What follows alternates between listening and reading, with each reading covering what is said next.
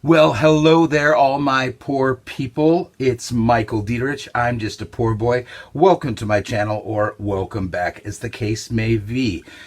Today's video I'm excited about because today I'm going to be killing two birds with one stone. Number one, I'm going to be doing another surface pour.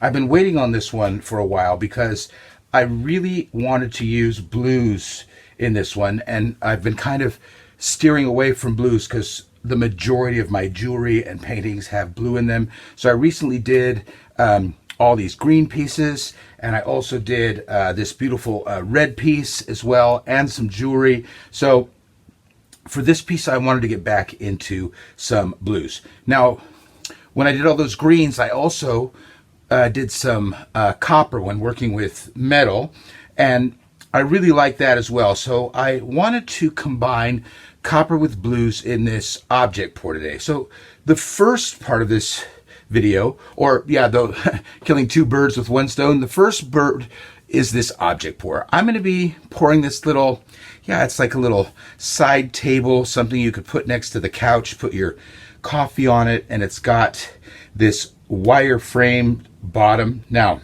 all I did was unscrew this wooden top, and then I took this wire frame outside and I painted it copper so it's ready to go, and I'm going to pour on the wood. I'll show you that in a minute. The second thing is, there is a technique. People are calling it the 3D flower. Some people are also calling it the dahlia, which is also a beautiful flower, and it's going to be my first time trying it. Now, a lot of people are saying how hard this technique is. I've been kind of studying it and looking at it, and I think I'm ready to go. So I'm going to do those two things today. First of all, let's look at our colors. Of course, they will, as usual, be in the description.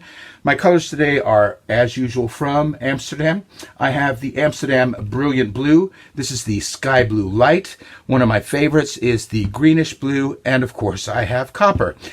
This is going to be my Flow Extender, and the Flow Extender, there is some titanium white in there, but because it's just Flow Extender, it's such a shame to waste that. So I put in some of this Van Bleiswijk. This is just a cheap brand here in Holland. You can get like at the Action, which is, I keep saying, it's the dollar store where things don't cost $1, and it's fine for using as a pouring medium. But just to make sure that it's not all low quality, I did mix it in with my Amsterdam titanium white. Now, something that you may not be used to from me is these squeeze bottles. I pour almost everything out of cups, but today I put them in squeeze bottles simply because for this technique, it's better to have a little bit of control. I checked my consistency.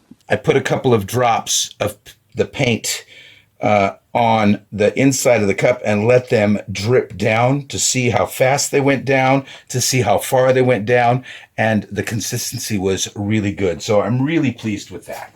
So I'm going to clean this up, and then I'm going to get set up for the pour and then show you what we're going to be doing. Alrighty guys, here we go. I've got everything set up. You'll see here that I have this wooden disc. It is the top of this table unit, which rests on the copper frame bottom. It's just simply screwed in. I have the bottom of this taped. If it's not perfect, it doesn't matter because you're not going to see the bottom of that anyway, but it's nice if you turn it over and go, oh, it's wood. Yeah, it's teak.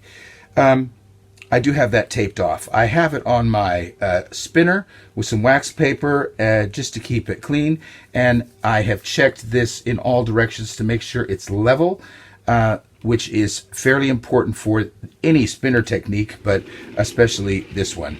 I have this dot here, which isn't the exact center, it's the approximate center. It doesn't have to be perfect, but the closer you are to the center, the better. Yeah? So in this technique, we are going to put on a base coat, but I'm actually going to start with going close to the sides because I'm definitely going to want my sides covered for this technique.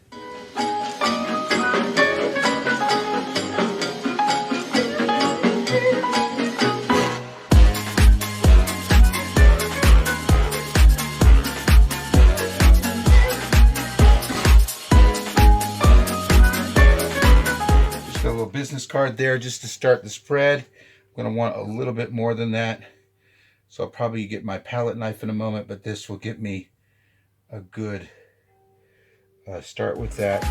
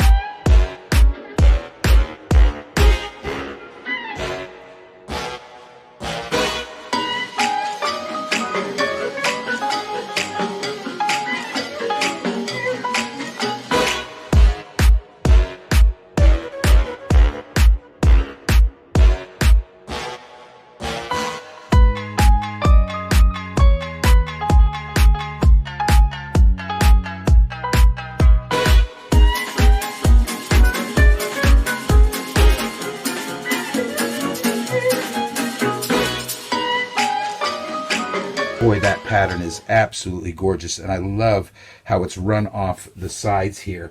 Going to make this side of the table very, very pretty. I am not going to torch this till later. I'm going to take a look at it later and see, because now I don't want to create cells. I also used that titanium white in there, which will create more cells, and I don't want them. So I'm going to let it be. I'm going to let it dry, but I am going to take you in for a little bit of a close-up. Now, once again, I got too excited, and I ended up of moving the piece off the table so it could dry on these raised cups, giving it an opportunity to drip. But except for, and again, I don't hate them either, but these little bubbles that had popped and made cells, for the rest, it's absolutely stunning. And even with it, it's absolutely stunning. In fact, I have enough paint.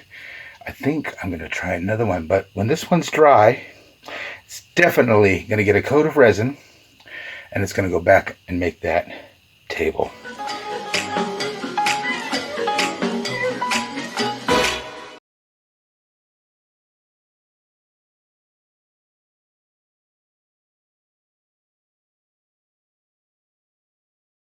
I literally 10 minutes ago finished my first 3D flower pour or dahlia pour, and it turned out gorgeous. Now, I did learn one thing, which is as I'm going to make sure to check that my bubbles are popped, because if they pop later, it does mess with the composition a little bit, but it didn't matter because it looked quite organic. So I had paint left over. I decided, why not try a second one? I had this 30 by 30 centimeter canvas lying around, already taped and ready to go, so I'm going to give it a shot. My flow extender is titanium white mixed with a cheaper white, just because it's a shame to mix waste expensive Amsterdam paints as flow extender. First thing I'm going to do is do my edges and a puddle.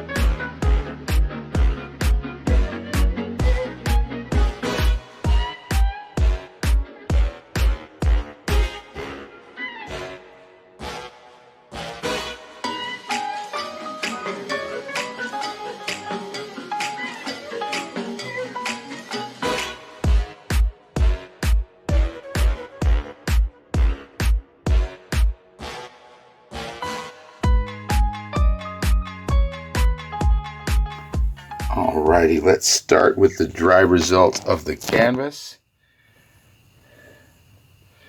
Turned out lovely. I don't have a problem with those cells at all. This should, I mean, it wouldn't have been, even if there were no cells, you'd see it's not a perfect pattern.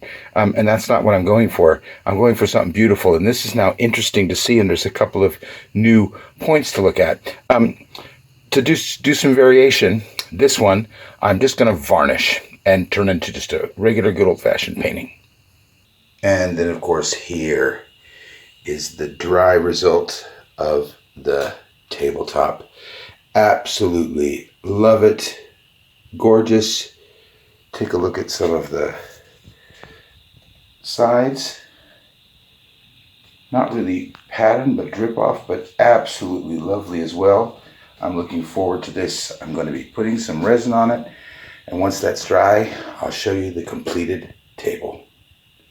But before we do that, let's look at this canvas. Wow, now I have to say, when I first was talking about this piece when it was still wet, I was a little disappointed because it had cells, but now looking at it, it's beautiful. It's like little drops of dew on the flower. I'm really thinking about doing a whole dahlia series now. This is a fascinating technique and I absolutely love it.